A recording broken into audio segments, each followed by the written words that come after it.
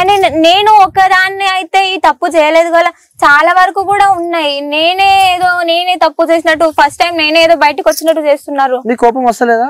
చాలా వస్తుంది అసలు. కానీ జనాలు అనేవాళ్ళు అంటానే ఉంటారు, ఇప్పుడు ఇంత చిన్న వయసులో వచ్చేదినా అని. చాలా మంది కూడా ఫోన్లు చేసి నన్ను ఇలా చేస్తున్నావా, నువ్వు ఏం అవసరం అది కూడా చెప్తున్నారు. నేను పట్టించుకోను, అవన్నీ పట్టించుకోను. ఎక్కడి వరకు అయితే పట్టించుకోవాలో అక్కడ వరకే నేను పట్టించుకుంటా. కోపం వస్తలేదు నీకు? ఎందుకంటే 9th క్లాస్ చదువుకున్న అమ్మాయి కాబట్టి, సో ఫ్రెండ్స్ తో ఎంజాయ్ చేయాల్సిన వయసు, బయటికి తిరగాల్సిన ఏజ్, సో కొంచెం లైఫ్ లో ఎంజాయ్మెంట్ అంటూ పక్కా ఉంటది ప్రజెంట్ ఉన్న జనరేషన్ లో. సో అవన్నీ కాకుండా బోనాలు చేసుకుంటా, ఇట్లా అమ్మవారి లాగా స్నానాలు చేసుకుని ఇట్లా నీట్ గా ఉన్నందుకు కూడా ఎప్పుడు నీకు అనిపించలేదా? ఎప్పుడు ఇంతవరకు అనిపిస్తుంది. ఖచ్చితంగా నేను బయటికి వెళ్తా. ఎప్పుడు అంటే ఇప్పుడు ఫ్రైడే, ట్యూస్డే, సండే మాత్రమే నేను అమ్మవార్లకి పూజలు ఏ టైంలో చేయాలి ఎలాంటివి అదే సమయంలో నేను ఉంటా. కానీ నాకు ఇలా బయటికి వెళ్ళాలి అనిపించినప్పుడు లైక్ వెళ్తా నేను, అలా ఏం ఉండదు. అమ్మవారు రమ్మంటే వస్తుంది మీకు, ఎప్పుడు రమ్మంటే అప్పుడు వస్తుంది, ఎక్కడ రమ్మంటే అక్కడ వస్తుంది. మరి చాలా సేపు అవుతుంది, ఆన్ స్క్రీన్ ఉన్నాయి, ఇవన్నీ ఉన్నాయి, మరి ఇప్పుడు అమ్మవారు వస్తలేదు నీకు? ఎందుకంటే అంటే నీకు దర్శనం కావాలన్నారు కదా అమ్మవారిది, సో చుట్టుపక్కల జనాలు ఉన్నారు, నీకు ఎలా లైవ్ ఇచ్చేది అని నేను కొంచెం ఆలోచిస్తున్నా. అంటే లైవ్ లో నాకు చూపిస్తావు, కానీ వాళ్ళకి కనిపించదు, నాకు ఒక్కరికే కనిపిస్తుంది. బట్ నువ్వు వాళ్ళకి కనిపించింది అక్కడే కనిపించిందని బయటికి చెప్పొద్దు, కానీ కనిపించిందని అవును కనిపించింది అని మాత్రమే చెప్పాలి. కనిపించింది అని చెప్పాలి, కానీ ఎక్కడ కనిపించింది ఎలా కనిపించింది అనేది చెప్పొద్దు. ఓకే, పక్కా అంటావు? పక్కా. చూపియండి ఒకసారి. ఉన్నారన్నా సో మన ఇంటర్వ్యూ అయిపోయినాక నాకు చూపి ఒకసారి. నా ఇంటర్వ్యూ అయిపోయినాక మీరు చెప్పిందే నేను చెప్తా వాళ్ళకి, పక్కా చూపిస్తారంట. మా ఇంట్లో చూపిస్తా, అమ్మవారిని చూపిస్తా. ఇక్కడ కూడా ఉంది కదా అమ్మవారి, మరి ఇక్కడ కూడా ఉంది కానీ అందరు ఉన్నారు కదా. ఓకే, సో ఇంట్లో మళ్ళీ ఎలా చూపించింది అని కూడా, ఇప్పుడు చూపించింది అంటే కూడా చాలా మంది మళ్ళీ నా మీద ఇంకా ఎక్కువ కళ్ళు మండే వాళ్ళు కూడా ఉంటారు కదా. అరే ఈ పాప చూపించింది అంటే అవును చూపించింది అని అంటారేమో, మళ్ళీ నా మీద ఇంకేమైనా ప్రయోగాలు చేస్తారేమో అలా అని. ఇప్పటి వరకు పక్కన వాళ్ళే ఉన్నారు, ఇక బయట వాళ్ళు కూడా శత్రువులు అవుతారు. అంటే వాళ్ళతో కూడా మీకు హాని జరుగుతుంది అని చెప్పి అనిపిస్తుంది. ఎలాంటి హాని జరుగుతుంది అనిపిస్తుంది? ఎందుకంటే చాలా మంది వ్యూయర్స్ మన ఇంటర్వ్యూ చూస్తారు, సో దగ్గరికి వెళ్ళి చెప్పలేవు నువ్వు, అందుకే మన ఇంటర్వ్యూ ద్వారా చెప్తే కూడా వాళ్ళకి అర్థమైపోతుంటది. సో ఎలాంటి హాని చేయాలని చూస్తారు అంటే వీళ్ళ ఇంట్లో ఎవరో ఒకరు చనిపోవాలి, నేనైనా చనిపోవాలి, లైక్ మా డాడీ అయినా చనిపోవాలి, అలా చేస్తున్నారు ఇప్పుడు. సాధ్యమైతే మీతో, ఎందుకంటే మీరే అమ్మవారు కాబట్టి చంపే శక్తులు కూడా లేదు. కానీ ఇప్పుడు డాడీ వాళ్ళకి అలాంటివి ఏం లేవు కదా, డాడీ వాళ్ళ మీద ఉపయోగిస్తున్నారు. మీరు కాపాడుకోవచ్చు, కాపాడుకుంటున్నా. ఇప్పటి వరకు నేను కాపాడుకుంటున్నా అంటే అమ్మవారి దయనే. ఓకే, ఇప్పుడు నాకు ఇప్పుడు మరి మీకు అమ్మవారు వస్తున్నట్టు కూడా వీడియోస్ చూసిన, స్టూడియోలో చేసారు కాబట్టి రమ్మంటే వస్తుంది అని చెప్పి అంటున్నా. ఇప్పుడు నేను రమ్మంటే నీకు వస్తుందా? వస్తదన్న. ఇప్పుడు మా స్థలం ఇక్కడ, నేను మా స్థలం కైతే వచ్చి అడగడం జరుగుతుంది కాబట్టి డెఫినెట్ గా నేను ఇక్కడ చెప్తా, వాస్తవాలు చెప్తా. ఓకే, సో ఇప్పుడు ఏం జరగబోతుంది కూడా చెప్పేస్తారు మీరు నెక్స్ట్. ఓకే, ఒకసారి నాకు చెప్తావా ఎలా వస్తుంది అమ్మవారు రమ్మంటే? ఎలా వస్తుంది అంటే అది ఒక వైబ్రేషన్ అంతే. ఓకే, ఒకసారి ఇప్పుడు ఆ వైబ్రేషన్ ఏదో ఒకసారి, నేను కూడా లైవ్ లో ఉన్నా కాబట్టి, సో చుట్టుపక్కల కూడా ఎవరు లేరు కాబట్టి, సో ఆ వైబ్రేషన్ చూడాలి. ఎందుకంటే నేను ఒక మనిషినే కాబట్టి అమ్మవారు కనిపిస్తే అమ్మవారిని దర్శనం చేసుకోవాలని చెప్పి నాకు ఉంటది కాబట్టి, ఒకసారి అంటే రమ్మంటే రాదు. సో మరి నీకు ఎలా అమ్మవారిని పిలుచుకుంటావో నీ ఇష్టం. సో కెమెరా మొత్తం ఓవర్ టు యూ. సో నన్ను మర్చిపో, ఏమున్నా ఒకసారి నీ అమ్మవారు ఎలా వస్తుందో నువ్వు చూపించుకో ఒకసారి మరి. షూర్ అన్న. ఓకే. Io.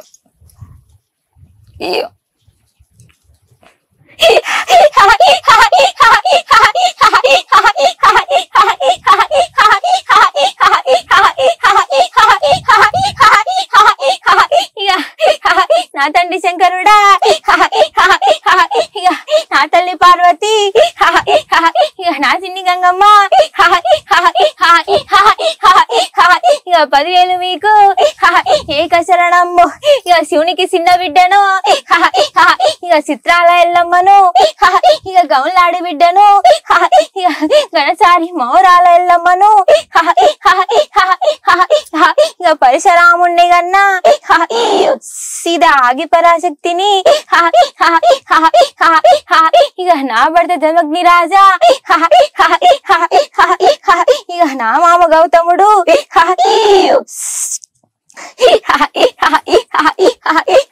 ఇక దారి దారి చూడు బిడ్డ, అనుమానాలు పెట్టుకొని వస్తేవి బిడ్డ, అనుమానాలు తీరుతాయో తీరవో అనుకుంటేవి కదా, నిజము చెప్తాదో చెప్పదో అనుకుంటేవి కదా, అబద్ధాలు ఉన్నాయో నిజములు ఉన్నాయో నమ్మొచ్చో నమ్మొద్దు అనుకుంటేవి, ఎక్కడక్కడే చూపించినాను కదా బిడ్డ.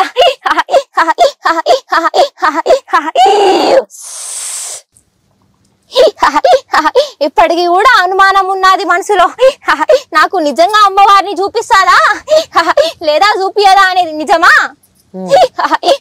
ఖచ్చితంగా నువ్వు తలుచుకుంటే నా భాగ్యము నీకు కలగవచ్చు, ఖచ్చితంగా కలగవచ్చు. ఓకే, సో నా గురించి ఏం చెప్తారు మీరు? నీకు మంచి చేయాలనుకుంటేనే నువ్వు వాళ్ళకి మంచి చేస్తావు, నీకు చెడు చేయాలనుకుంటే వాళ్ళకి కూడా నువ్వు చెడే చేయాలనుకుంటావు. ఎప్పుడు మొక్క మీదే ఉన్నది మనిషికి చెప్పవు, కడుపులో కొన్ని దాపెట్టుకొని తర్వాత చెప్తావు. ఎవరేమనుకుంటా దాడి చేశారో ఇక్కడ ఇంకా ముందు చేస్తున్నారో వాళ్ళకి మనం వెళ్ళి చెప్పలేము. సో ఎవరు దాడి చేస్తారో మనం చెప్పలేము కాబట్టి సో ఒక వీడియో ద్వారా సో ఎవరైతే ఆ దాడికి పాల్పడుతున్న వ్యక్తులు ఎవరైతే ఉంటారో సో వాళ్ళకి మీరు చెప్పాలంటే ఏం చెప్తారు ఈ వీడియో ద్వారా? ఈసారి మాత్రం ఎవరైనా అట్లాంటి పనులు చేస్తే మేము జైల్లో పోయినా సరే, మమ్మల్ని ప్రభుత్వం ఏమైనా చేసినా సరే మేమైతే ఊరుకునేది లేదు. వాని కండకొక తుడక చేస్తాం, వాని తలముండం అంతే. ఆది పరాశక్తి అమ్మవారు రౌద్ర రూపం దాల్చి భద్రకాళి అయింది, కాళికాదేవి అయింది, కపాలం కట్టింది. ఆ కపాలం వాని తలముండం అమ్మవారి పాదాల చెంత పెట్టడం ఖాయం. ఎందుకంటే ముందు ముందు వేరే వాళ్ళకు ఛాన్స్ ఇవ్వకుండా గుండెల్లో వణుకు పుట్టాలి. ప్రభుత్వానికి చెప్పేది ఒకటే, మేము గుండెల్లో. ఓకే, సో అంటే ఈ ఇష్యూ తర్వాతనే నెక్స్ట్ ముత్యాలమ్మ టెంపుల్ కి కూడా ఒక అఘోరి రావడం మనం చూసాము. సో వచ్చి అక్కడ జపం చేయడం మనం చూస్తున్నాము. సుమారు 45 minutes కూడా అక్కడ జపం చేయడం. అంటే సడన్ గా అక్కడ అఘోరి వచ్చినప్పుడు అఘోరిని ఎంటర్ చేశారు, దాని అక్కడ పూజ చేసి బయటికి రావడం మనం చూస్తున్నాము. అంటే ఆ అఘోరిని చూసారా మీరు? అఘోరిని చూసాము మేము కొత్తగా చూస్తున్నాం. ఏంటంటే లేడీ అఘోరి అంటున్నారు, కానీ కాదు, తను ఒక ట్రాన్స్జెండర్, ట్రాన్స్ ఆమె ఒక ట్రాన్స్జెండర్ అయ్యుండి సరే భక్తి పరవశంలో ఎంతో మంది ప్రాణాలు త్యాగం చేసిన వాళ్ళు ఉన్నారు, ఆత్మను త్యాగం చేసిన వాళ్ళు ఉన్నారు, శరీరాన్ని త్యాగం చేసిన వాళ్ళు ఉన్నారు. దాంట్లో తను ఒకటి అని నేను నమ్ముతా. కానీ విచ్చలవిడిగా అంటే మీడియా వాళ్ళైనా సరే ఫోకస్ చూపించడము. ఇంకోటి ఆమెది కూడా కొంచెం ఏంటంటే, నాకైతే నేను అఘోరలది విన్నాను కానీ ఆమె స్టైల్ వేరేగా ఉంది. ఆ సొమ్ములైనా సరే, ఆ నగలైనా సరే, అఘోరి అంటే దేనికి వంశిపోవద్దు, ఏ దానికి కూడా. ఇప్పుడు ఆమె కార్ యూజ్ చేస్తుంది, అటువంటివి ఏవి ఉండదు అఘోరికి. ఫోన్స్ ఉండవు, వాళ్ళు ఎప్పుడు వచ్చేది తెలియదు, వాళ్ళు ఎప్పుడు పోయేది తెలియదు, వాళ్ళు ఎట్లా వస్తారో తెలియదు. యూపీలో మీరు చూడొచ్చు, కుంభమేళలా ప్రభుత్వమే ఎన్నో ఏర్పాట్లు చేస్తుంటది వాళ్ళ గురించి. వాళ్ళు వస్తారు ఎట్లా తెలియదు, వాళ్ళు పోయేది కూడా తెలియదు. వాళ్ళు అంటే ఇప్పుడు మొన్న రీసెంట్ గా ఒక మీరు చూసిండొచ్చు ఒక వ్యూ, ఇక్కడ కేదార్నాథ్ పర్వతం దగ్గర అక్కడ కొండ ఎన్నో కిలోమీటర్లు, ఎన్నో మైళ్ళ దూరంలో ఉంది. ఆ కొండ మీదకించి ఒక అఘోర సాధువు ఆయన రావడానికి మనకు అక్కడ నుంచి ఇక్కడికి రావడానికి ఒక 2 days ఒక ఎంతో టైం పడుతుంది. ఒక 5 నిమిషాలల్లో అక్కడ నుంచి ఇక్కడికి ప్రత్యక్షమయ్యాడు. అఘోరలు ఎక్కడన్నా మనం వెళ్ళాలి అంటే వాళ్ళ ధ్యానంతో ఎక్కడికన్నా వెళ్ళి రావచ్చు, ఈ భూమండలం కూడా చుట్టి రావచ్చు. అంటే వాళ్ళ సాధన, కఠోర సాధన అటువంటిది, వాళ్ళ తీసుకున్న దీక్ష అటువంటి వాళ్ళు ఉన్నారు కాబట్టి ఈ లోకం ఇప్పటి వరకు, ఈ భారతదేశం ఇప్పటి వరకు ఉన్నది. ఇప్పటి వరకు మన గుడి గోపురాలు ఉన్నది, మన లోక కళ్యాణం జరుగుతుందంటే వాళ్ళ దిక్కించే. కానీ ఈమె వైఖర్యం చూస్తే మాత్రం ఆమె అఘోరనేనా కాదా, అఘోర ఇట్లుంటారా అనేసి ఒక క్వశ్చన్ మార్క్ అయిపోతుంది అనమాట. అంటే అఘోరలు ఎటువంటి అలంకార భూషితం ఏది ఉండదు.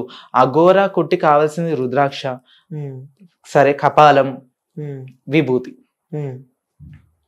విభూతి కూడా శ్మశాన బూర్దే వాళ్ళు యూజ్ చేస్తారు, అట్లా ఉంటది. యూజ్ చేస్తారు. లేదు విభూతి కూడా యూజ్ చేస్తారు. అట్లా వాళ్ళ అలంకార భూషితాలు కాదు. వాళ్ళు యోగ సాధన చేయాలి. హిమాలయ పర్వతాలు గుప్తంగా వాళ్ళు చేస్తారు. వాళ్ళు కంటికి కనబడరు.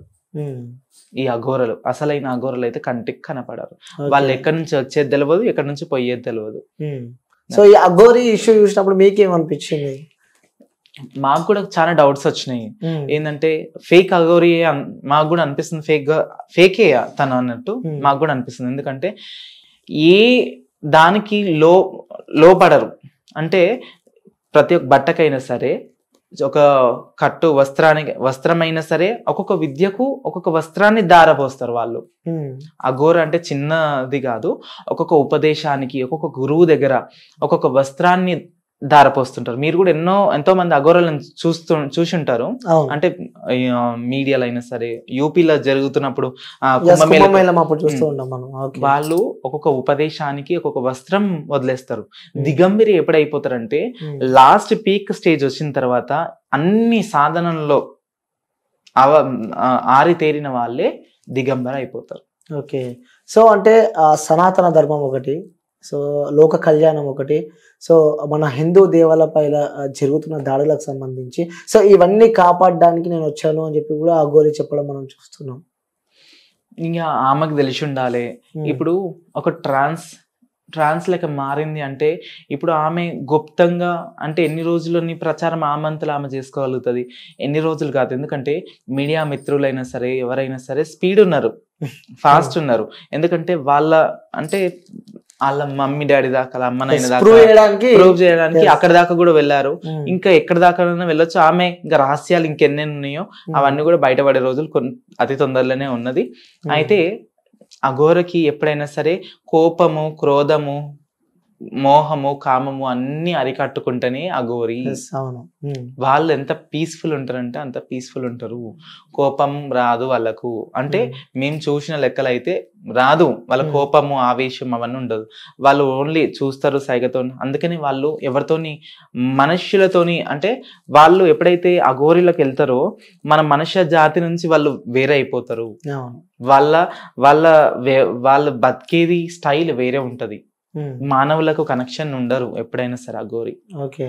సో ఇంకొక చిన్న డౌట్ ఉంది, ఆ ట్రాన్స్జెండర్స్ కి అలాగే జోగినీలకి ఆ డిఫరెన్స్ ఏంటంటే ఏం చెప్తారమ్మా?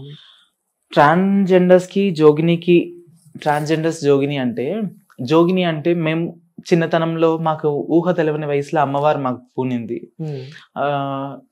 7 ఏళ్ల వయసులో నాకు అమ్మవారు రావడం జరిగింది, పూనడం జరిగింది.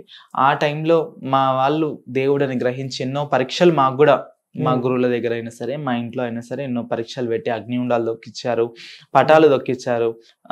లాస్ట్కి వచ్చే వరకు దేవునికి ఈ వద్దు, ఇవన్నీ నాకు సంసార బంధం వద్దు, ఓన్లీ అమ్మవారి పూజకి మేము అంకితం అని చెప్పి అప్పుడు జోగినిగా మారడం జరుగుతుంది. ఓకే. అమ్మవారి ఆలోచనలు, అమ్మవారి దీక్షల్లో ఉంటాయి, నిత్యం అందులో ఉంటాయి. బట్ ట్రాన్స్జెండర్ అంటే వాళ్ళు ఎంచుకున్న అంటే ఇప్పుడు తల్లిదండ్రులు చూడకపోవడము, ఇంకా వాళ్ళకి ఏమి సోర్స్ ఉంటది, వాళ్ళకు ఒక రేషన్ కార్డ్ లేదు, ఒక ఏంది మాకైనా సరే ఏది లేదు, మాకు పెన్షన్ లేదు, మాదైనా వాళ్ళదైనా ఒకటే. కానీ వాళ్ళు ఎంచుకున్న దారి అంటే వాళ్ళకు భగవంతుడు ఆ రాత రాసిండు, వాళ్ళు దాంట్లో ఉన్నారు, నడుస్తుంది. మాకు ఈ రాత రాసింది కాబట్టి మేము ఇందులో ఉన్నాము. అమ్మవారు వచ్చింది మాకు, మేము ధార్మికంగా అమ్మవారి సేవ చేస్తున్నాము, ధార్మికంగా పూజలు చేస్తున్నాము, ధార్మిక దాంట్లోనే ఉన్నాం. వాళ్ళది ఏంటంటే ఇంకా భిక్షాటన, ఎక్కడ తోచని వాళ్ళు ఎక్కడి నుంచి సహాయం లేని వాళ్ళు ఏం చేస్తారు, భిక్షాటన చేస్తారు. కాబట్టి వాళ్ళు భిక్షాటన చేస్తారు ట్రాన్స్జెండర్స్. మేమేమో అమ్మవారి సేవలలో మేము ఉంటాం. ఓకే. ఇంకోటి జోగినీలు ఎప్పుడు అమ్మవారి దీక్షలో అమ్మవారిని ఎప్పుడు ఆలోచిస్తూ ఉంటారు కాబట్టి, సో మీకు ఎప్పుడైనా స్వయంగా దేవుడు కనిపించాడంటే ఏం చెప్తున్నారు? అంటే కళల రూపంగానైనా సరే ఏదైనా ఒక సిమ్టమ్స్ చూపిస్తుంటది. అంటే స్వయంగా ఆమె